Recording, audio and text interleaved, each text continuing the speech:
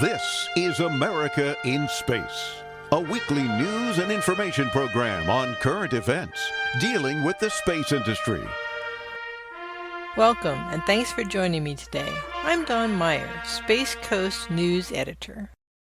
Bill Anders, who was one of the first people to fly to the moon with Apollo 8 in 1968, was killed on June 7, 2024, when the vintage T-34 plane he was piloting crashed off the coast of San Juan Islands in the northwest Washington state area where Anders resided. Eyewitnesses say Anders was performing a loop and didn't pull out of the maneuver and crashed. Anders, who is 90, was piloting one of three vintage T-34 Air Force trainers owned and operated by Anders Heritage Flight Museum in Burlington, Washington. Anders was a former astronaut and a member of NASA's third group of astronauts chosen in 1963. His only flight into space was as the lunar module pilot on Apollo 8 on December 21, 1968. On that flight, with Mission Commander Frank Borman and Command Module Pilot James Lovell, Anders took what was to be a photo that captured the imaginations of the people of Earth for decades to come. It was titled Earthrise and was a color photograph of the Earth rising over the surface of the moon.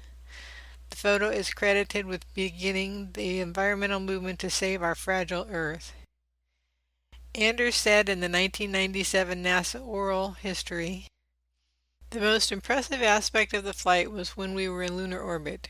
We had been going backwards and upside down, didn't really see the Earth or the Sun, and when we rolled around and came around and saw the first Earthrise, that was certainly by far the most impressive thing to see this very delicate, colorful orb, which to me looked like a Christmas ornament, coming up over the very stark, ugly lunar landscape."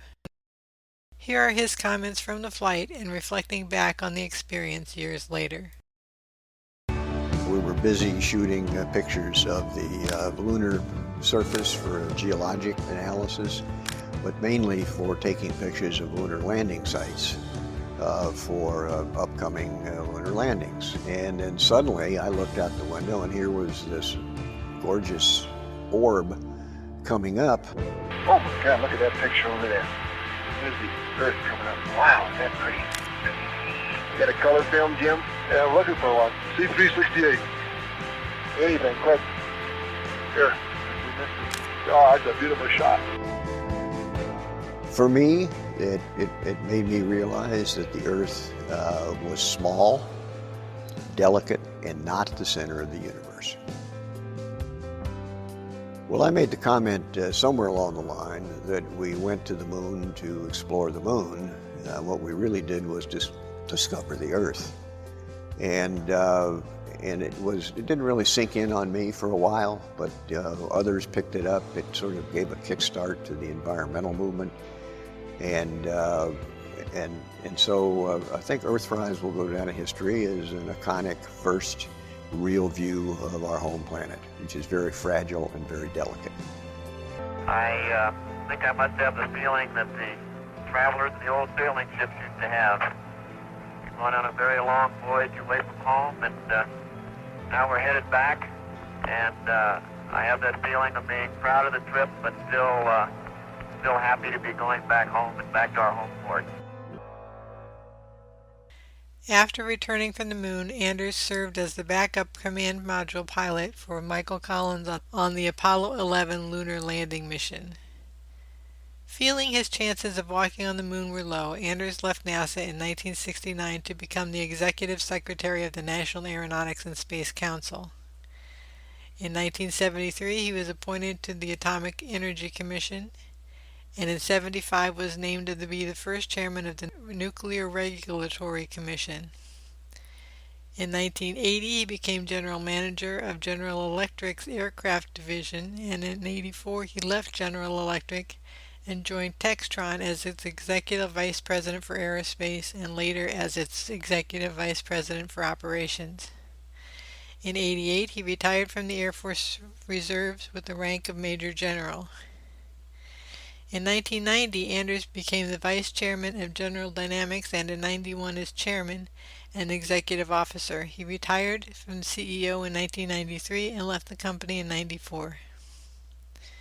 In retirement, Anders founded William Anders A. Foundation, a philanthropic nonprofit for education and environmental issues, and the Anders Heritage Flight Museum, where he and his family not only curated a collection of historic aircraft vehicles, artifacts, and photographs, but also operated the planes flying them at air shows and other venues.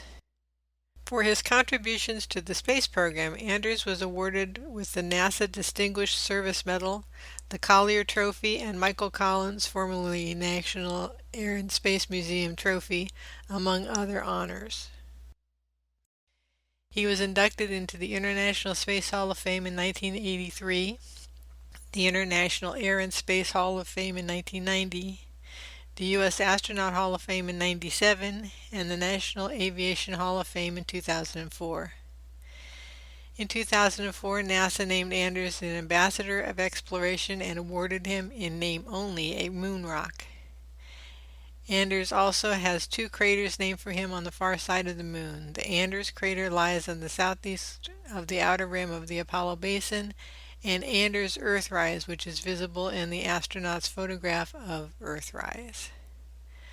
NASA Administrator Bill Nelson said of Anders, "He traveled to the threshold of the moon and helped us all to see something else, ourselves. He embodied the lessons and the purpose of exploration, and we will miss him." Rest in peace, Bill Anders. Flying high now.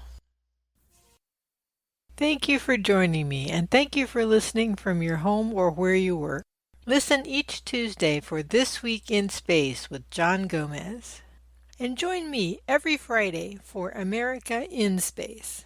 From the Florida Space Coast, I'm Dawn Meyer, Space Coast News Editor for About Space Today. Thanks for listening.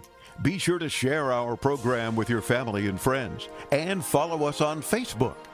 Join us each week for news and information on America in Space.